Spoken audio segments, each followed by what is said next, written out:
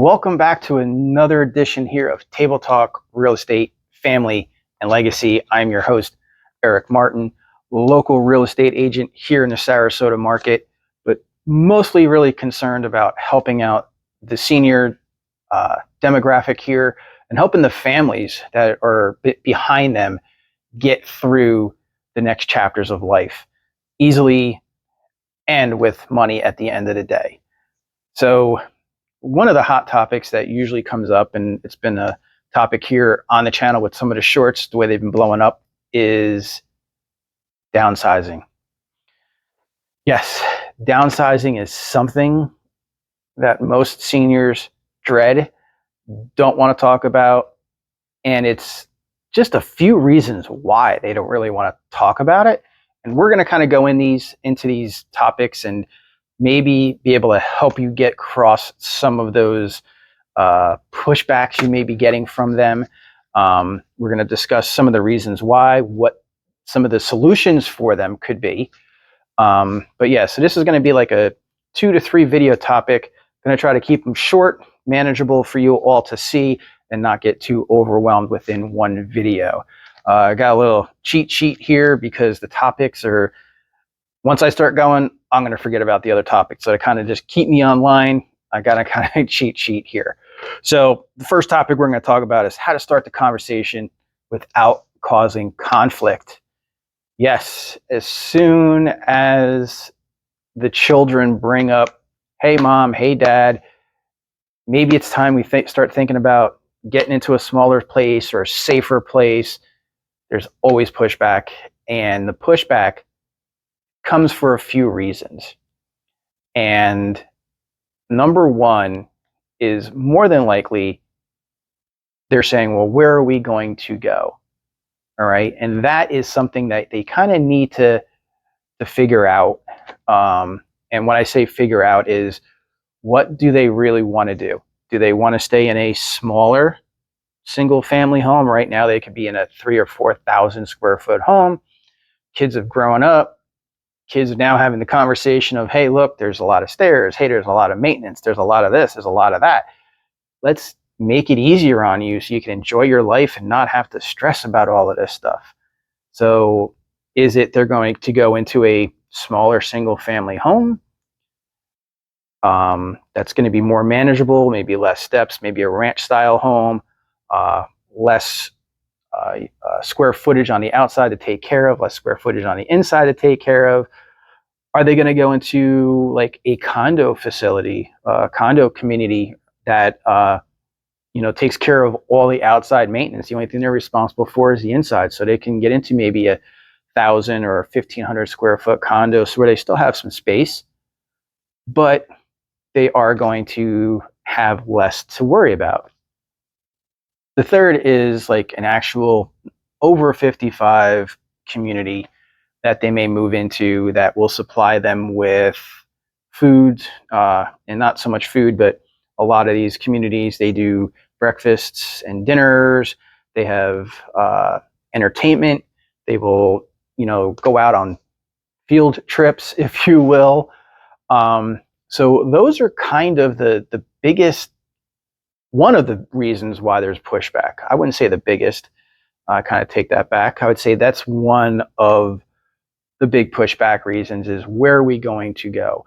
And just have that conversation of like, hey, we're not saying you have to go here or have to go here. Let's sit down and figure it out. Like, where would you want to go? Are your friends in this community that moved there, and they can introduce you to other people, and you can have some fun with people that all have the same similarities and interests as you? Or do you just want to kind of keep your freedom because you're still capable, right? You still have all your wits, you still have your physical conditions, there's nothing really ailing you. It's just a lot of stress taking care of a bigger home, right? So maybe you downsize and you can save some money that way too, because you're not paying for gardeners, you're not paying for air conditioning, heating, or all those other things. What families overlook when the home becomes too much?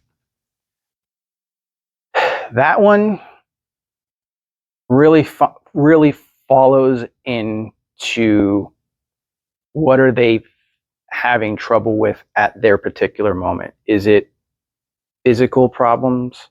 Are they not able to move around as freely? Do they need assistance with like walkers or wheelchairs? Is the home just not right for them anymore? Or is it that one of their spouses passed away and it's just them?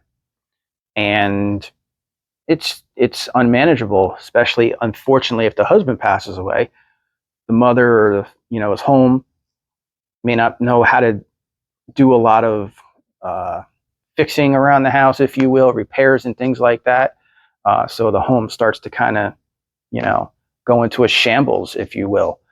So, kind of getting back to the point here of, what do they overlook? Those are some of the things I think the individual that lives there overlooks, thinks they can still do it, feels like they can still do it, but when they really can't. And then I think denial may start to set in a little bit with that, as to say, oh, no, I can do it. And when it can't get done, they start getting frustrated. They start getting depressed. So getting them out of that situation and helping them downsize into maybe a 55 and over community where there are people with the same likes and similarities, and they can go out and do the same things, and somebody may drive and they can go out and have freedom and change that mindset of I'm worthless or I can't do this anymore to, hey, I'm having fun and I'm so glad that we made that decision to move on from the larger house and sell it, or let my other son live in it, or my daughter, or whatever the situation is with that particular home. I think that is some of the biggest obstacles, is that the people that still live there feel like they can still manage it and they can't. And then that's when more conversations and controversy starts, is because they say they can, they can't. And, again, that's where you got to kind of slide that conversation in a little bit, be easy with it. You can't force it, and let them kind of make their own decisions. But you can always, have their friends, if their friends moved into a complex, have them talk with them, have them come down for lunch one day, let them see it, let them understand it. And then maybe their mind and their thinking will start to have some realistic ability as to saying, you know what, maybe they're right. Maybe we should move on. Maybe I should move on from this property and enjoy my life instead of being frustrated here all the time. So the third one, and then we will cut this video, and you can digest what you just heard, and we'll throw another one on in a couple of more days here. But how to help parents let go of belongings with dignity. Now this is a big one. Your parents have lived in this particular house, who knows, 30, 40, 50, 60 years. If it's a big house, they have acquired a lot of stuff. And more than likely, even though you have moved out, if you're an older generational watching this, your kids have moved out and left stuff there. If you're the kids watching this, you've moved out and probably left stuff there. Trust me, I know when we sold my parents' house, there was still stuff there that just didn't fit in my house, so we left it at my parents' house. And then when my parents passed away, we had to get rid of it, or do something with it. So we're all guilty somehow, some way of that. But I think the easiest way, and this is brought up to me in one of the seminars that I just recently took for helping seniors relocate, is the sort method. And that is to sell, to offer, to retain, or toss. All right. So obviously sell is if you've gone through the list and you didn't want any of those, or nobody wanted it, it's a sellable item. Sell it at a garage sale. Get some stuff together, sell it in a garage sale. Right? Offer it. again, if you've offered it to friends or family, or you know your kids wanted it, you know, to keep in the family, offer it to them. If they don't want it or they do want it, great. If not, then you can look at the other options of sale, retain it, or trash it. Now, if you're going to retain it, more than likely you're not going to offer it or sell it or toss it. You're going to keep it. And those are your very sentimental things. Pictures, wedding albums, you know, things you've received from family members over the years, things that are very sentimental, things that bring back some really good, deep memories. Those are the things that they're going to probably want to retain, and that's great. Let them do that. And then you have toss. And obviously tosses, if you don't think it's sellable, if it's broken or old or something that everybody already has, then just toss it. If nobody wants it or you don't want it, it might just be easier just to get a brown bag or a black bag, toss it out. Now, I will say this. If you have a very large house, start with the one room that you never really utilized, but that has stuff in it. Because if you use that one room or do that one room, all right, that's going to be one thing out of the way if and when the downsize happens. All right. And you can do this very slowly.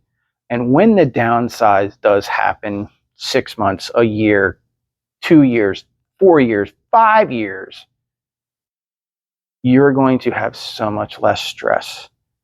It's going to be an easier evolvement from home A to home B. So those are some of my quick little tips here on downsizing.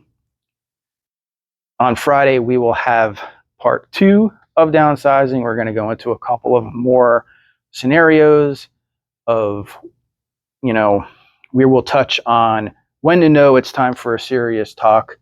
We're going to talk about the emotional weight from an adult child's perspective and carrying the process. And then we're going to talk about what it really means, more so for the safety of your family and your parents, right? And how that can help and evolve, even build a stronger relationship between you, but give them a better sense of life and how to pursue that and not worry about the past and things, but worry about the future. So we'll see you Friday on another Table Talk series. Don't forget to hit like and subscribe this channel, and we will see you on Friday.